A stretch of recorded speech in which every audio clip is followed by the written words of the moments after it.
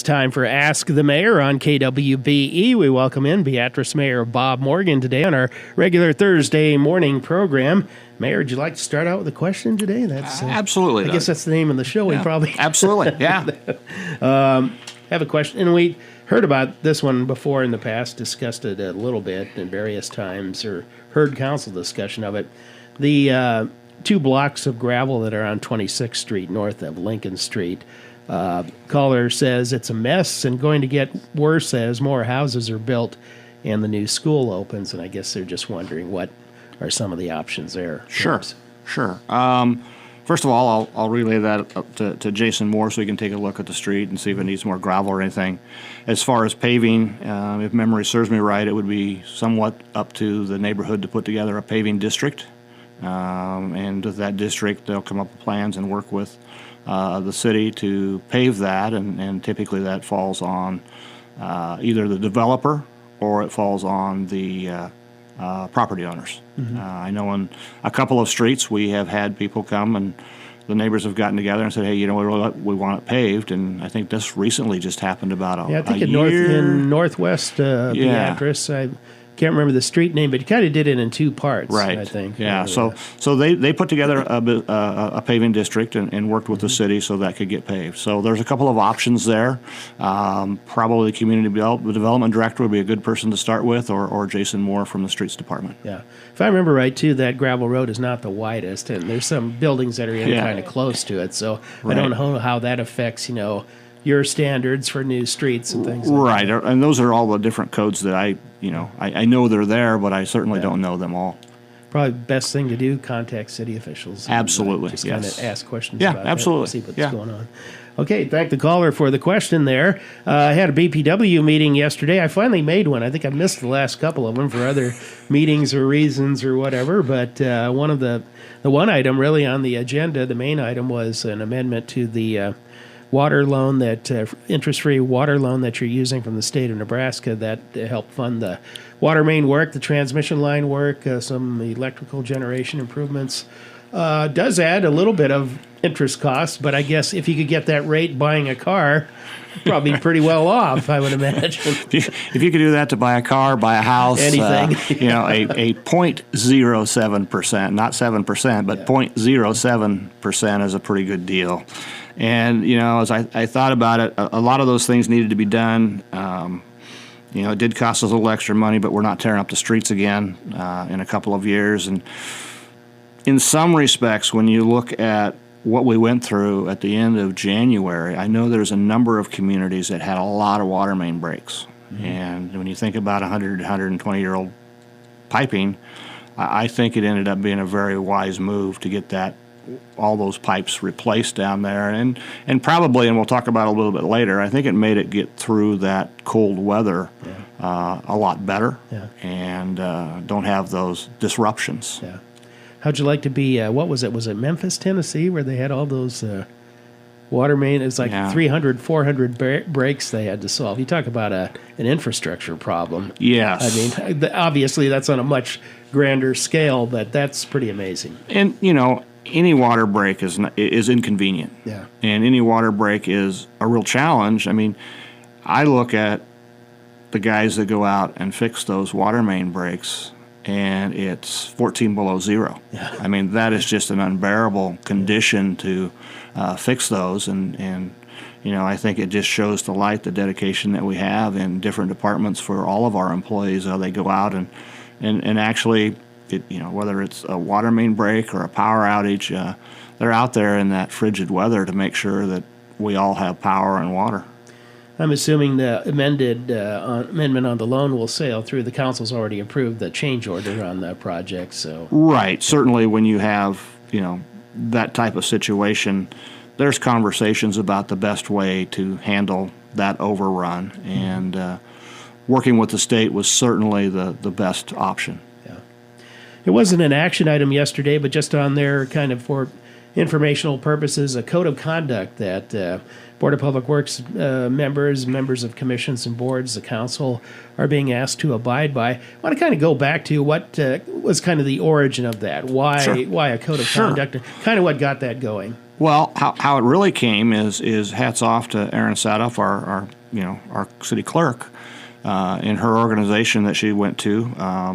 La Vista put one in place, and we read through it and kind of changed it a little bit. But we thought, really, in this day and age, and the civility of maybe Washington and some of the bigger cities as far as how they treat each other, even in some smaller communities. I know one mayor was escorted out because I think he was intoxicated, and a couple other councilmen in another community, not ours, were a little more heated and a little more vulgar in language than what they really should be using at any point in time, let alone a meeting. So, I think she brought that to me and said, well, what do you think? And I thought, why not?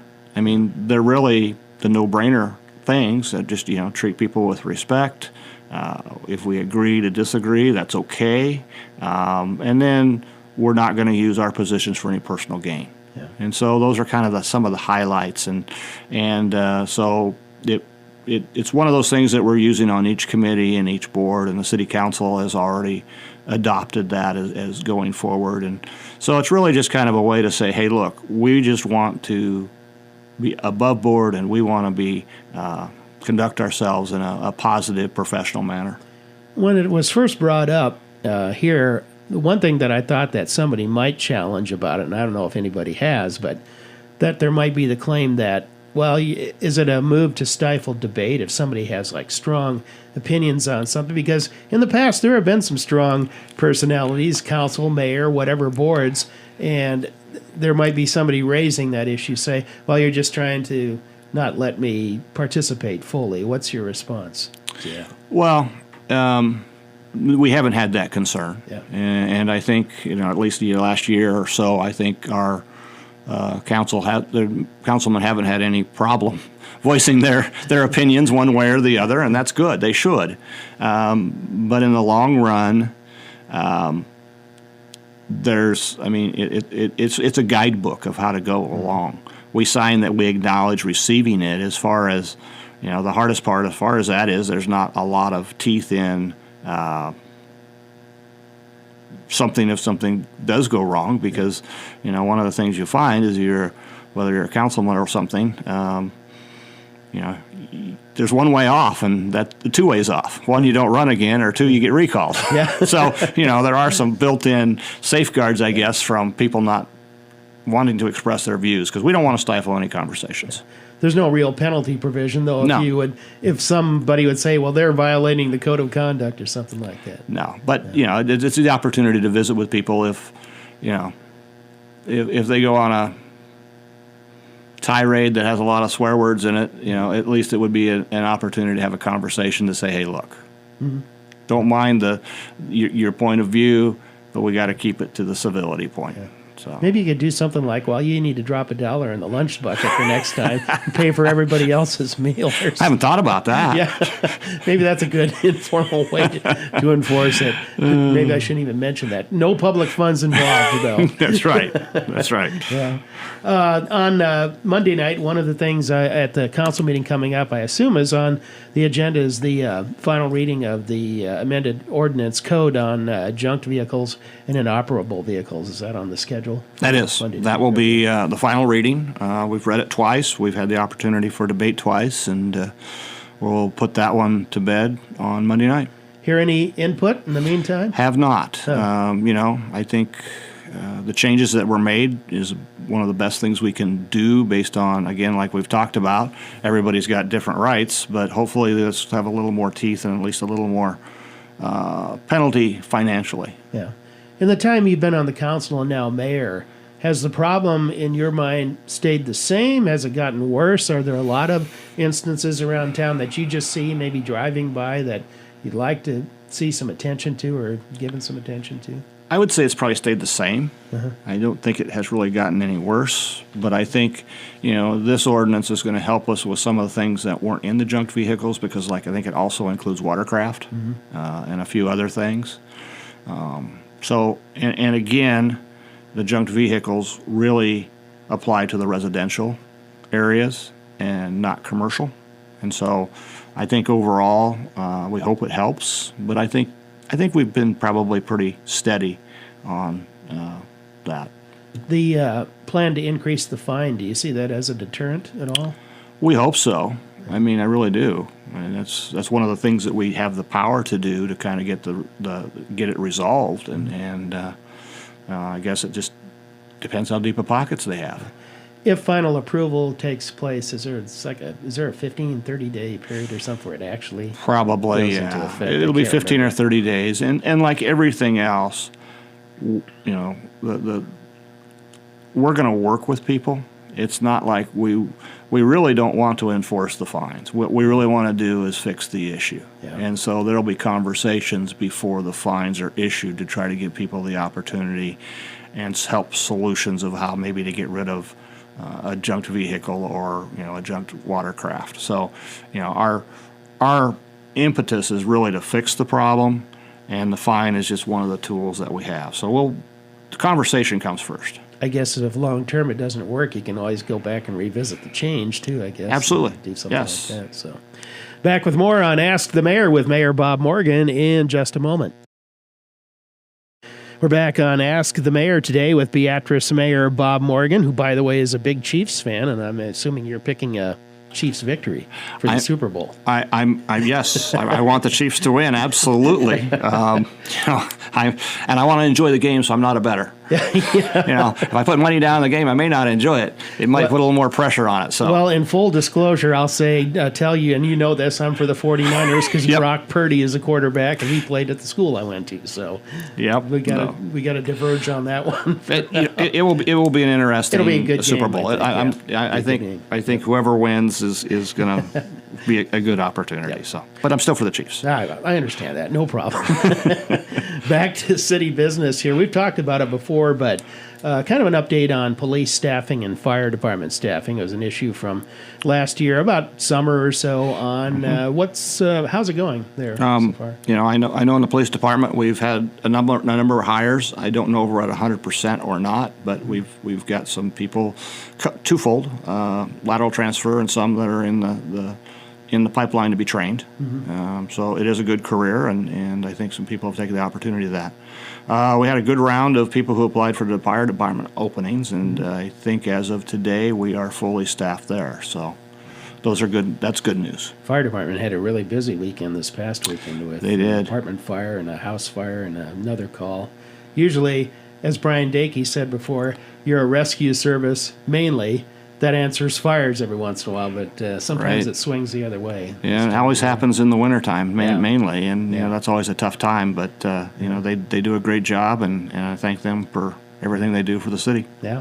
You know, I always kind of wonder, since we had that big storm, you know, and all that snow, if, you know, there's a lot of older established homes that have older electric, and I sometimes wonder if, I haven't talked to Chief Dakey about this, but I don't know if that's a factor in some of, you know, these fires that start. You see some attic fires and things like that, upper level. I'll have to ask him about that. Yeah, I mean, you know, I'm sure there's probably stress on the electrical system. Yeah. You know, I think during that cold weather, I wondered if my heat pump was ever going to shut off.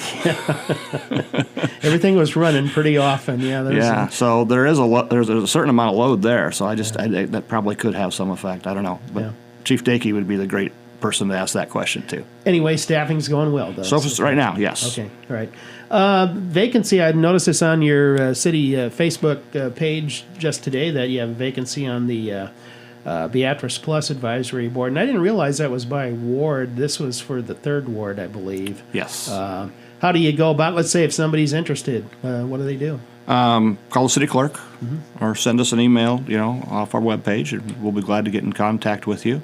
It's a great way to start. I mean, when you think about the committees, I think getting on a committee, probably if you ever have the aspirations to run for a council or mayor, I think the committees or the Board of Public Works, any of those areas, is a great place to start. I did not do that when I ran for city council, and so there was a learning curve that I had that they didn't. And so I think it also shows you how to kind of be involved in the community. So, check the website ever so often, and you'll see what openings that we have. And most of them are advisory capacity. You're not making the final decision. Right. It's coming to the council. Right. Or maybe Board of Public Works in some cases. So Right. yeah. Any other boards or commission vacancies out there? Are you searching for people, or do you recruit and maybe get names? We do some recruiting, and get names, and we try to be, try to get a number of people involved. And I guess I haven't been shy about saying that we would love to see more younger people getting involved. Mm-hmm. I think that's an important part because, they have maybe a different view than what I do. Mm-hmm. And in the long run, they're going to be around a lot longer than I am, one way or another. So I would like to see them get involved. And I guess I would put a plug in is that, this is an election year, and so there will be 4 council seats open. Mm-hmm. And I know we've had a number of people who have, incumbent-wise, have filed for those positions, but March 1st is the deadline. And again, I think, if you've got some interest in really being dedicated to help the city move forward, we would welcome anyone to put their name in. Yeah, the incumbent deadline's coming up in a couple of weeks. It is 15th of February. So if anybody's on an elected body and they haven't made up the decision, they got to step on the gas pedal here pretty soon. That's exactly right. Find out what's going on there. So yep. Anyway, yeah, it'd be nice to see some competition and absolutely. Yeah, it's that's one of the things that our country's built on. Yeah. One thing from this past year, your executive director of Keep Beatrice Beautiful is moving away, retiring, and not going to serve in that position anymore. Any note there? Any progress on getting a new person in that position? At this point in time, I don't believe we have anybody. I mean, if they're interested, we'd certainly like to talk with them. Great position. Mm-hmm. I mean, I think about it the other day. One of the things that position always did was, the planting of the trees. Yeah. And so we're trying to figure out how do we keep that project moving forward. And so it's some work, but it's well worth it. Also has a pretty good relationship with your public properties department. I know they work together a lot, and there's sometimes grant opportunities out there which you can kind of collaborate on to do some things that you might not otherwise be able to do. That's correct. In the budget. So tree planting and trails and beautification. I think one of them, what was it? A couple of years ago, 3 years ago, the area along 2nd Street north of the museum, how it was always kind of a barren area in there, and trying to kind of spruce that right. up. And been kind of a tough issue to deal with there because it's old rail property. Right. But still, it's looking better. It's looking a lot better. Yeah. Absolutely. So it's a blessing to have that. Keep Beatrice Beautiful in Beatrice, and we'd like to. Hopefully, we'll get a director soon. I just thought of something nearby there, and I hadn't noticed, but the Christmas tree drop-off site, is it closed now? The thing near First and Ella? Yes. I figured it was, Yes. If anybody's got their tree by now, it's probably a fire hazard. I was going to say, Better not have it around, not even laying outside or whatever. But I wonder how many dropped them off this year. I hadn't heard of I don't know. Don't know the numbers on that. Yeah. Some major piles of snow down there. I was going to say, now it's snow. Yeah. And, it'll melt and go down the river, and all's good. Yep, you bet. 10 minutes before 9, we'll be back to wrap up Ask the Mayor in just a moment. We're back on Ask the Mayor today with Mayor Bob Morgan to finish up our program for this Thursday. Kind of look back on the back-to-back snowstorms we had. The big one with about 8-9 inches, and then another one following that with about another 4 inches. One of the just brief discussions at the Board of Public Works meeting yesterday was how few of problems there were given the extent of those storms. He got through pretty well without equipment breakdowns, no major power problems. It just seemed like there was one water main break out here near Riverside Park, right. But really got off pretty scot-free for difficulties from that. We did, and it was a tough snow. The first snow was wet. And I think, unfortunately, the county roads are a mess because of how soft it was. And when you get up 8 or 9 inches of snow, it just adds insulation so the underneath doesn't freeze, which helped, for us, it helped a lot of the water main breaks. Yeah. And then you had that hard freeze that came on top of it, which really made things a little more difficult. The one thing that I know we talked about it last time I was on the air, and one of the things I said was, one of the hardest parts to get done is the ADA ramps, which they are. And, I said, it's not the end of the world.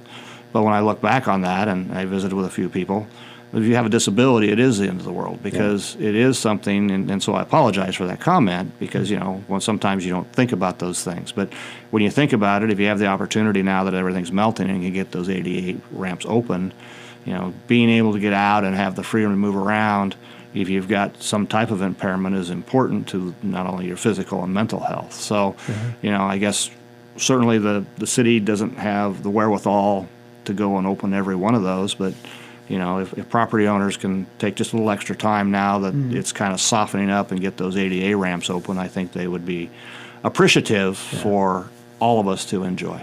Or if you have a service come through that help you scoop, Yeah. if they could kind of just make a pass there or whatever. And like I said, this was unusual snow. I mean, I went out to the end of mine, since I live on a corner, and it just almost was impossible to get through because of the ice, that the slush that, frozen, and then those. But, as the weather turns, the quicker we get those open, I think the better off it is for the whole community. Yeah.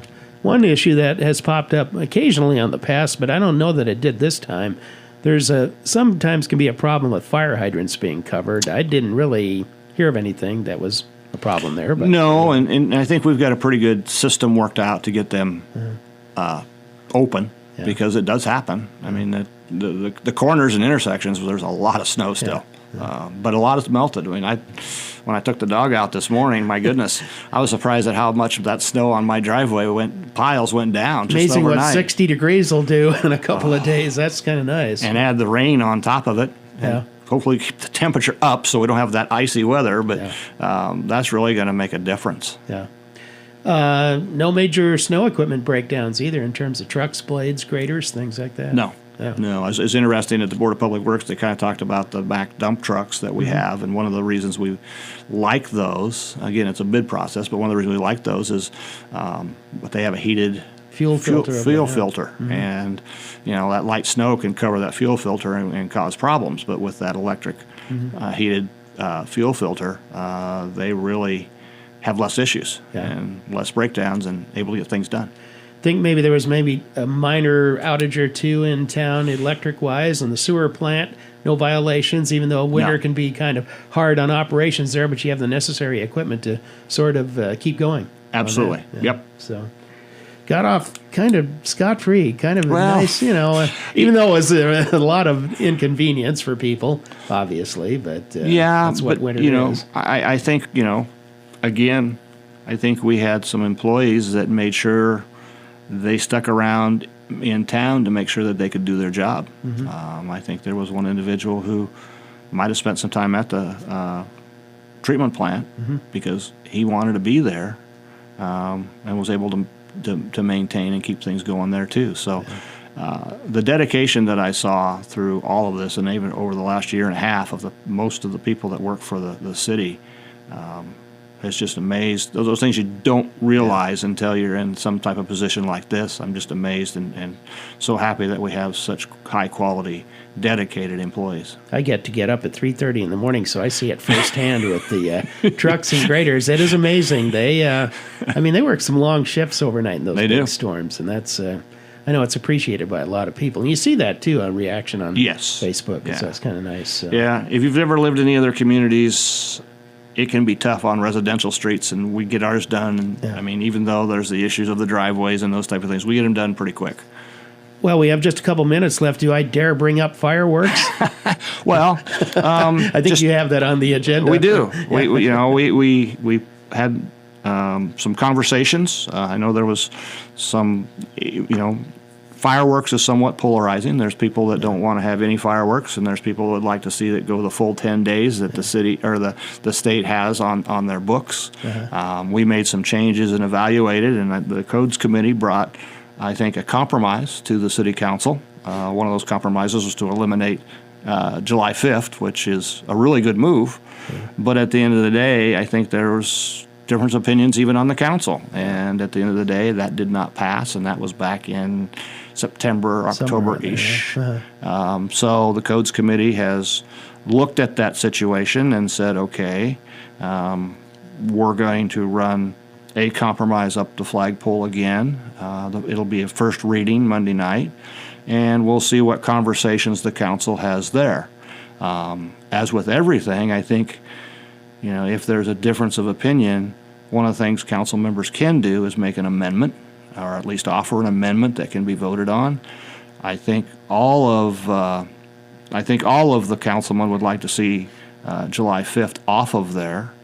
And then I think it really boils down to the length of time that fireworks can be shot in the city of Beatrice. And some are for longer, some are for shorter. So I'm glad we're bringing it back around, because this is the last time we're going to have the opportunity to bring it around and this year. And so I guess if it gets voted down, we stay where we're at. If it passes, then they'll have this compromise, or if there's some amendments to it, there might be more compromises. If there is no agreement on any compromise at all, is there a possibility you just go back to what you used to have, July 1st through the 4th? Well, at this point in time, it's an ordinance. That's right. So it's there, and it's been changed. You got to make a change, or you're stuck with what you have. You do have to, from a consistency standpoint, you do have to make a change in the ordinance. And so, again, I hope it's a good conversation. I understand both sides of it, and I think it's probably unrealistic to say we won't have any fireworks. And I think there is hopefully a good opportunity that we'll have less days. Right. And so, at the end of the day, there'll be a discussion of that on Monday night. All right. We'll see you Monday night, Mayor. All right.